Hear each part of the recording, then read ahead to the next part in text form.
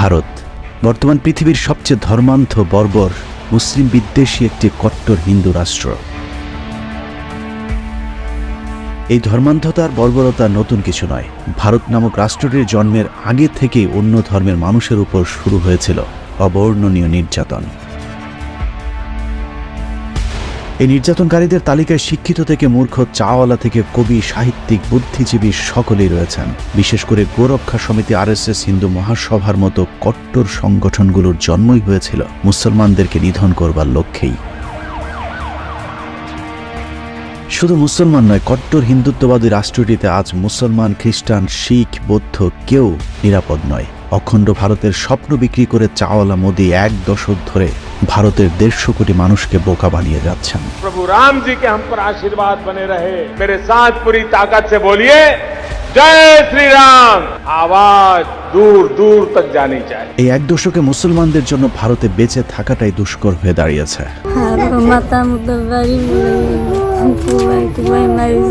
একটা মেয়ে আসতেছে বাড়ির দিকে, মেয়েটার হাতে পিটন দিচ্ছে, দিয়ে হাতটা ভাঙিয়ে ফেলেছে। এই দূর হয়ে যাতে আঙ্গর পুলিশ আক্রমণ করলো। हमें बंगाल को तुष्टीकरण की भेंट नहीं चढ़ने देनी है। মুসলমানরা ভারতে থাকতে পারে যদি তার ধর্ম পাল্টায়। ভারতের বিজেপি সরকার যা করছে তা তো চোখের সামনেই ঘটছে, কিন্তু কট্টর হিন্দুত্ববাদী এই সংগঠনের শুরুটা কিভাবে হয়েছিল?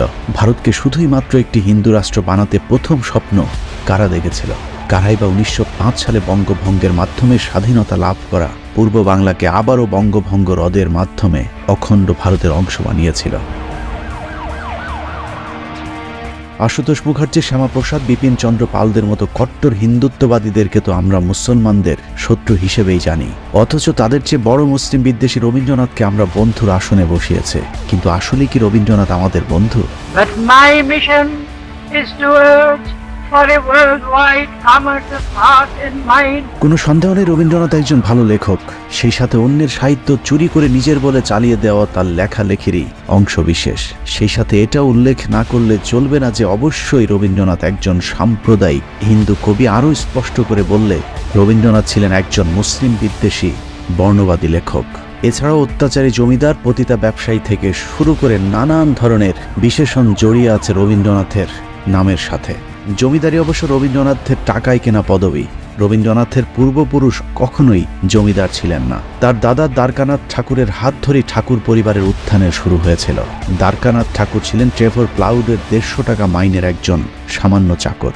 আর এই সূত্র ধরে ইংরেজ সাহেবদের সাথে পরিচয়ের সুযোগ হয়েছিল রবীন্দ্রনাথের দাদা দ্বারকানাথ ঠাকুরের।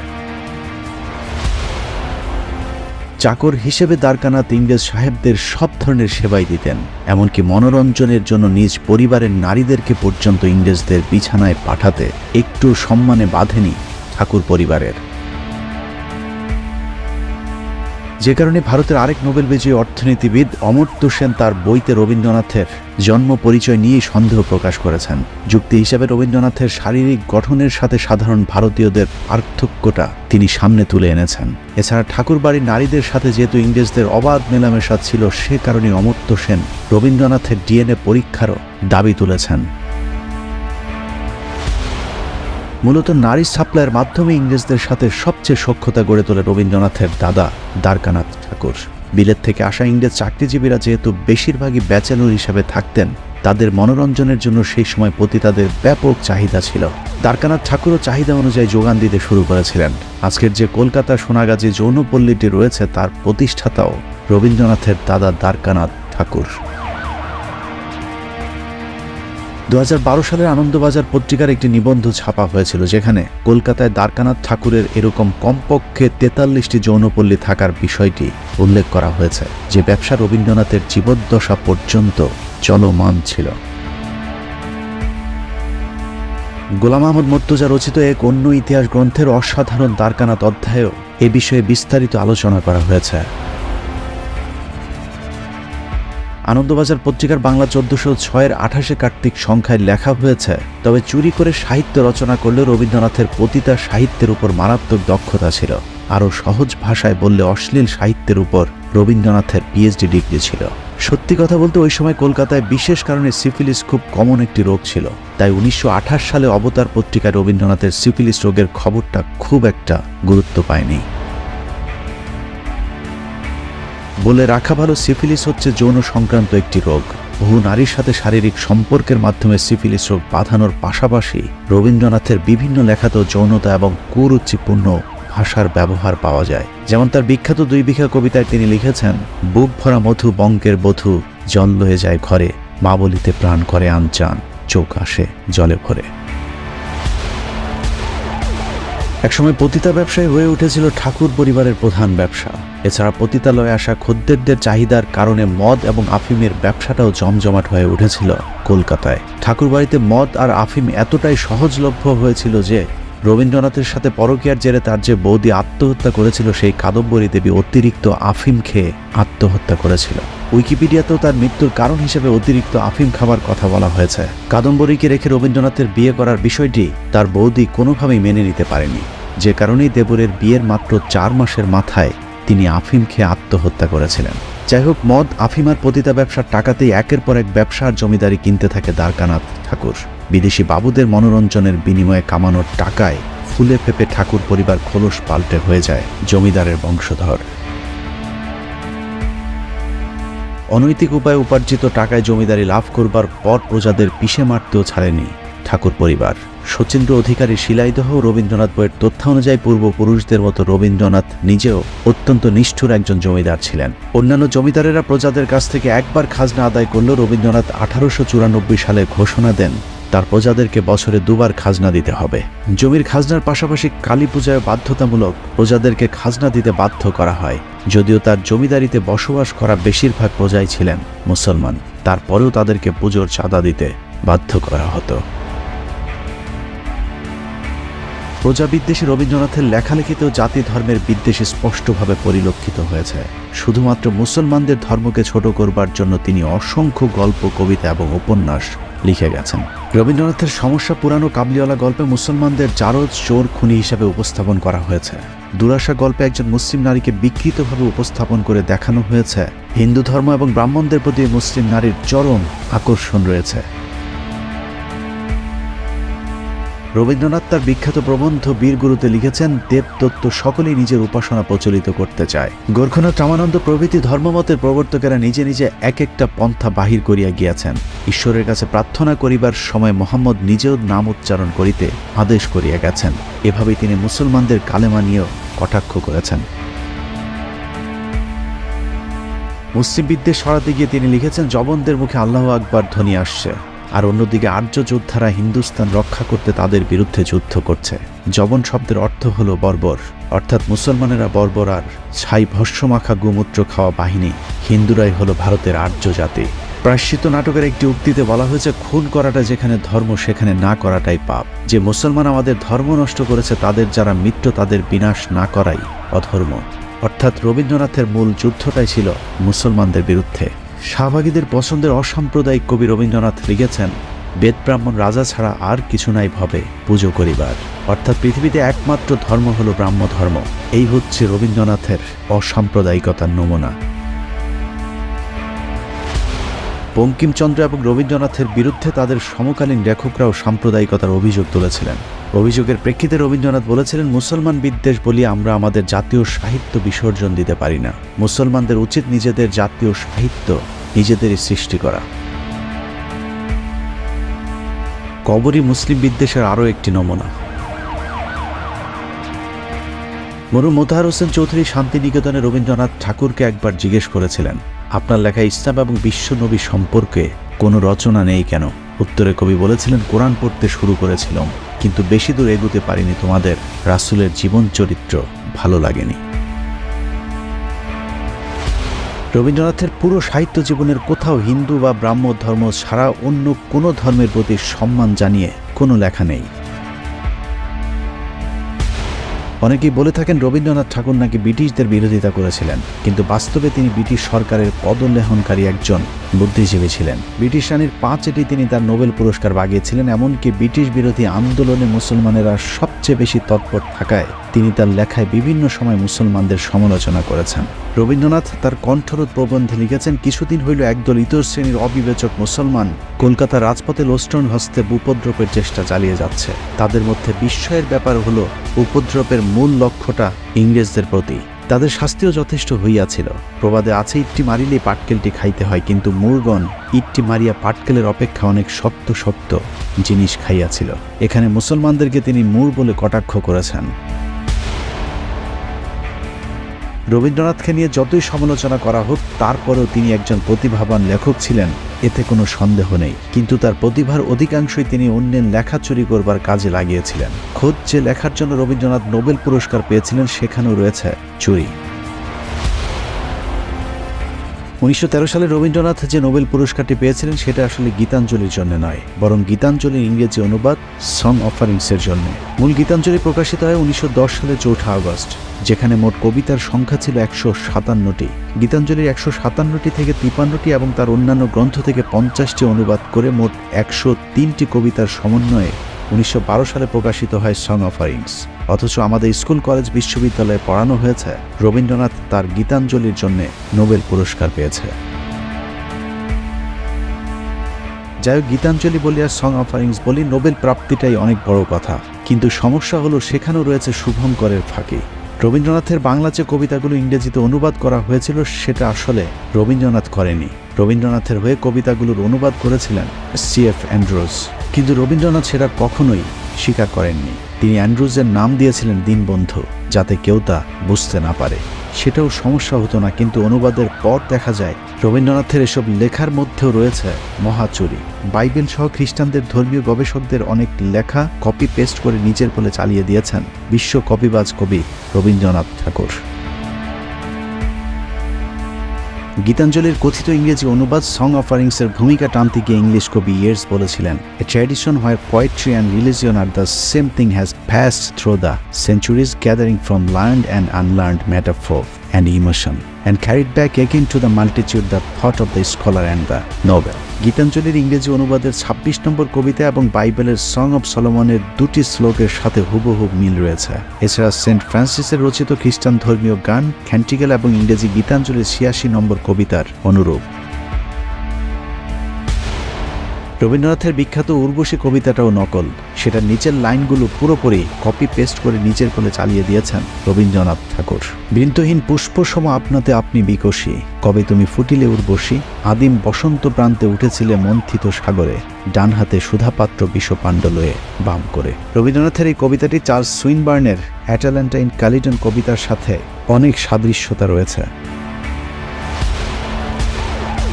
রবীন্দ্রনাথের চিত্রাকাব্যের এবার ফেরামরে এবং মানসিক কাব্যের বধূ, এই কবিতা দুটি ইংলিশ বিখ্যাত কবি মিস্টার শেলি এবং মিস্টার ওয়ার্ডসওয়ার্থের কবিতার সাথে ভাবগত এবং গঠনগত অনেক মিল রয়েছে। প্রিয়রঞ্জন সেন এবং নারায়ণ বিশ্বাস একমত হয়েছেন যে রবীন্দ্রনাথের গোড়া এবং ঘরে বাইরে দুটি কাব্য ইংরেজদের থেকে নকল করা। রবীন্দ্রনাথ তার লেখার একটি উল্লেখযোগ্য অংশ চুরি করেছিলেন মধ্যযুগের মুসলিম কবি সাহিত্যিকদের লেখা থেকে। এর মধ্যে মির্জা গালিব, শেখ সাদি, উমর খাইয়াম সহ অনেক লেখক রয়েছেন। রবীন্দ্রনাথের বিখ্যাত কবিতা ভারত তীর্থ কবিতাটি পার্সিয়ান কবি আল্লামা জালালউদ্দিন রুমির কবিতার হুবহু নকল। দেশি বিদেশি লেখকদের পাশাপাশি রবীন্দ্রনাথের চুরির হাত থেকে আশপাশের বন্ধুরাও বাঁচতে পারেনি।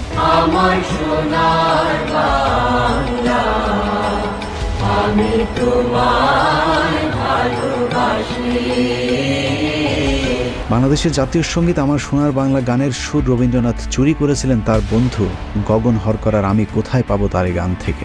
আমি কোথায় পাবো তারে, আমার মনের মানুষ যে রে। গগন হরকরের আসল নাম ছিল গগন চন্দ্র দাস। পেশায় একজন ডাক বাহক হলেও তিনি একই সাথে গীতিকার, সুরকার এবং লোকসঙ্গীত শিল্পীও ছিলেন। শিলাইদহে রবীন্দ্রনাথের সাথে একসাথে সঙ্গীত চর্চা করতেন গগন হরকরা। অথচ তার কাছ থেকে রবীন্দ্রনাথ যে তোমায় ছাড়ে ছাড়ুক ও আমার সোনার বাংলা গান দুটির সুর চুরি করেন। যে তোমায় ছাড়ে ছাড়ুক আমি তোমায় ছাড়বো না মা। গগন হরকরার সুর করা আসল গান দুটি হলো মন অসার মায়ায় ভুলে রবে এবং আমি কোথায় পাবো তারে।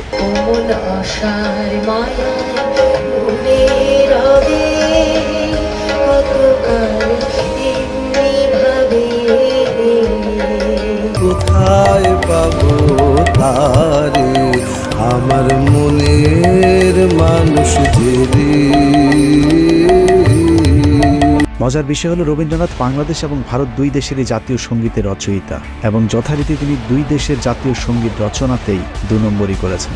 যেমন ভারতীয় জাতীয় সঙ্গীতের জনগণমন অধিনায়ক জয় হে ভারত ভাগ্য বিধাতা এই লাইনটি সহ ভারতের জাতীয় সঙ্গীতের সবকটি লাইন তিনি ভারতের স্বাধীনতার বিরুদ্ধে লিখেছিলেন। কারণ জনগণমন এই গানটি লেখার উদ্দেশ্য ছিল 1910 সালের 6ই মে ভারত সম্রাট পঞ্চম জর্জকে অভিনন্দন জানানো। জনগণ মন অধিনায়ক জয় হে ভারত ভাগ্য বিধাতা।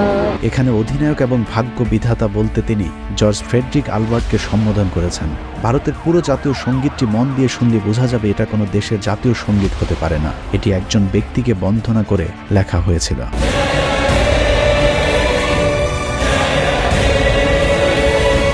জাতীয় সঙ্গীতের মাঝের অংশে রবীন্দ্রনাথ লিখেছেন, অহরহ তব আহ্বান প্রচারিত, শুনি তব উদারবাণী হিন্দু বৌদ্ধ শিখ জৈন পার্শ্বিক মুসলমান খ্রিস্টানি, পূর্ব পশ্চিম আসে তব সিংহাসন পাশে। হিন্দু মুসলমান খ্রিস্টান সবাইকে পঞ্চম জর্জের সিংহাসনের পাশে দাঁড় করিয়ে রবীন্দ্রনাথ তার ফায়দাটা ঠিকই লুপে নিয়ে মূলত এই গানে পঞ্চম জর্জকে ভারতের ভাগ্য বিধাতা উপাধি দেওয়ার মাধ্যমেই 3 বছরের মাথায় রবীন্দ্রনাথ প্রথম নন ইউরোপিয়ান হিসেবে নোবেল পুরস্কারে ভূষিত হন।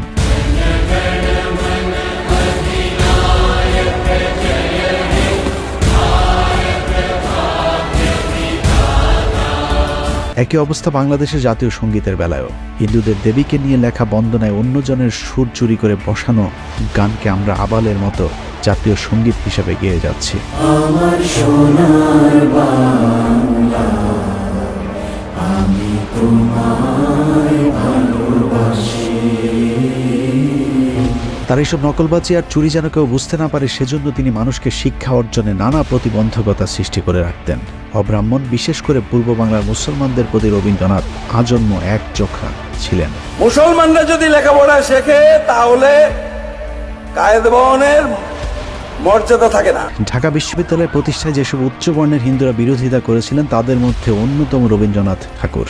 অন্যদের মাঝে কলকাতা বিশ্ববিদ্যালয়ের ভাইস চ্যান্সেলর আশুতোষ মুখার্জি, তার পুত্র শ্যামাপ্রসাদ মুখার্জি, বিপিন চন্দ্র পাল, সুরেন্দ্রনাথ ব্যানার্জি, পেয়ারী মোহন মুখোপাধ্যায়, সুরেন্দ্রনাথ সমাজপতি এবং অম্বিকাচরণ মজুমদার, এরা সকলেই ছিল দুই বাংলার তথা ভারতের তৎকালীন সময়ের শীর্ষস্থানীয় বুদ্ধিজীবী এবং রবীন্দ্রনাথের অত্যন্ত ঘনিষ্ঠজন। সেই সাথে এরাই বিজেপির মাদার সংগঠন হিন্দু মহাসভার প্রতিষ্ঠাতা কিংবা কট্টর সমর্থক, যে কারণে মোদী সরকার এখন রবীন্দ্রনাথের ইমেজ রক্ষায় মাঠে নেমেছে। তাদের ইশারাতে বাংলাদেশি কম পয়সার অনেক বুদ্ধিজীবী ইদানিং রবীন্দ্রনাথকে বাংলাদেশ প্রেমী বানানোর নানান চেষ্টা করে যাচ্ছে। আমরা অনেক তথ্য পেয়েছি যে তথ্যের মধ্যে রবীন্দ্রনাথ এবং ঢাকা বিশ্ববিদ্যালয়ের বন্ধন অনেক সুদৃঢ় হয়েছিল। তাদের দাবি রবীন্দ্রনাথ নাকি ঢাকা বিশ্ববিদ্যালয়ের প্রতিষ্ঠায় কোনো বিরোধিতাই করেননি, অথচ তার সমসাময়িক সময়ের বুদ্ধিজীবীরাই রবীন্দ্রনাথকে ঢাকা বিশ্ববিদ্যালয় প্রতিষ্ঠার কট্টর বিরোধী হিসাবে অভিযুক্ত করেছেন। ডক্টর নীরোদপরণ হাজরা লিখেছেন, 1912 খ্রিস্টাব্দের 28শে মার্চ কলকাতার গড়ের মাঠে এক বিরাট সমাবেশ করা হয়। তখন কবির বয়স ছিল 51 বছর। ঠিক তার 2 দিন পূর্বে আরেকটি গুরুত্বপূর্ণ মিটিং হয়েছিল। সেখানেই চূড়ান্ত সিদ্ধান্ত নেওয়া হয়েছিল যে ঢাকায় ইউনিভার্সিটি হতে দেয়া যাবে না। ওই গুরুত্বপূর্ণ সভায় সব হিন্দু নেতারা উপস্থিত ছিল। নতুন রাজ্য পুনর্গঠনে ঢাকা বিশ্ববিদ্যালয়ের প্রয়োজন কিনা বা শিক্ষা বিষয়ে করণীয় কি আলোচনার জন্য একটি জনপ্রতিনিধিদের নিয়ে কলকাতার টাউন হলে ওই সভাটি হয়েছিল, যার সভাপতিত্ব করেছিলেন রবীন্দ্রনাথ ঠাকুর। একই অভিযোগ করেছেন নীরদচন্দ্র চৌধুরী। তিনি লিখেছেন, 1912 সালে 28শে মার্চ কলকাতার গড়ের মাঠে ঢাকা বিশ্ববিদ্যালয় প্রতিষ্ঠার বিরুদ্ধে হিন্দুরা যে প্রতিবাদ সভা করেছিল সেখানে স্বয়ং রবীন্দ্রনাথ ঠাকুর নিজে সভাপতিত্ব করেছিল। ডক্টর রমেশচন্দ্র মজুমদার লিখেছেন, কলকাতা বিশ্ববিদ্যালয়ের ভিসি আশুতোষ মুখার্জির নেতৃত্বে ভাইসরয় লর্ড হার্ডিঞ্জকে 18 বার স্মারকলিপি দিয়ে চাপ সৃষ্টি করা হয়েছিল যেন ঢাকা বিশ্ববিদ্যালয় প্রতিষ্ঠা করা না হয়। বিদ্রুপ করে হিন্দু নেতারা ঢাকা বিশ্ববিদ্যালয়কে বলতেন মক্কা বিশ্ববিদ্যালয়।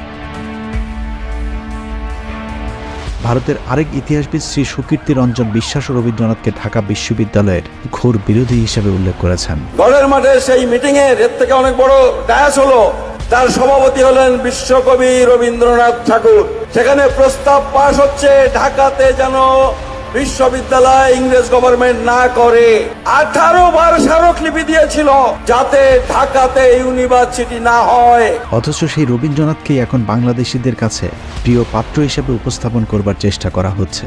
তার লেখা গল্প প্রবন্ধ আমাদের সেই বিশ্ববিদ্যালয়ে পড়ানো হচ্ছে যিনি আজীবন সেই বিশ্ববিদ্যালয়টি প্রতিষ্ঠার বিরোধিতা করে গিয়েছিলেন। ক্ষণিকের গান গাড়ে আজি প্রাণ, ক্ষণিক দিনের আলোকে। অন্যদিকে 1921 সালে ঢাকা বিশ্ববিদ্যালয় প্রতিষ্ঠিত হয়, অথচ তারও 6 বছর আগে 1915 সালে মৃত্যুর আগেই যিনি ঢাকা বিশ্ববিদ্যালয়ের জন্য কয়েকশো বিঘা জমি দান করে গিয়েছিলেন সেই নবাব স্যার সলিমুল্লাহকে আমরা ভুলেই যেতে বসেছি। শুধু স্যার সলিমুল্লাহ নয়, ধনবাড়ির নবাব সৈয়দ নওয়াব আলী চৌধুরী, শেরেবাংলাকে Fazlul Huq, viceroy lord Hardinge, lord Lytton সহ যারা ঢাকা বিশ্ববিদ্যালয় প্রতিষ্ঠায় অবদান রেখেছেন তাদেরকে ন্যূনতম মূল্যায়নও করা হচ্ছে না। অথচ রবীন্দ্রনাথের জন্মদিনের 1 মাস আগ থেকে পর পর্যন্ত বাংলাদেশের গণমাধ্যমে শোকের মাতম চলতে থাকে। সারা বছর আমরা এই দিনটির জন্য অপেক্ষা করি যে কবে 25শে বৈশাখ আসবে। বিশ্বকবি রবীন্দ্রনাথ ঠাকুর তিনি সারা বিশ্বের নিপীড়িত মানুষের অর্থনৈতিক সামাজিক উন্নয়নের কথা ভেবেছিলেন। এত কিছুর পরও শাহবাগী বুদ্ধিজীবীরা রবীন্দ্রনাথকে অসাম্প্রদায়িক, ব্রিটিশ বিরোধী, সাম্যবাদী আরও নানা বিশেষণে প্রতিষ্ঠার চেষ্টা করেই যাবে। ভারতীয় এসব দালালদের জন্য তাদের কবিগুরুর লেখা 2টি লাইন পড়ে আজকের অনুষ্ঠান শেষ করব। পূর্ব বাংলার 7 কোটি বাঙালিকে উদ্দেশ্য করে রবীন্দ্রনাথ লিখেছিলেন, 7 কোটি সন্তানের হে মুগ্ধ জননী, ডেকেছ বাঙালি করে মানুষ করণী। আল্লাহ হাফেজ।